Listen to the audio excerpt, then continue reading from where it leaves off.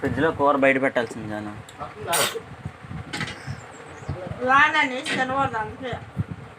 వేడి వేడి చపాతీ తినేస్తున్నాను. ఏం కావాలి?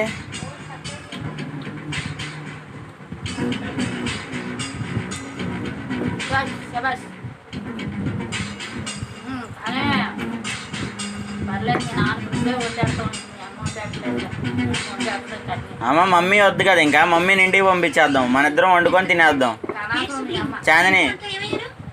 చాందిని తల్లి మమ్మీని ఇంటికి వెళ్ళిపోమని చెప్పు, ఇంటికి వెళ్ళిపోమని చెప్పమ్మా మమ్మీకి.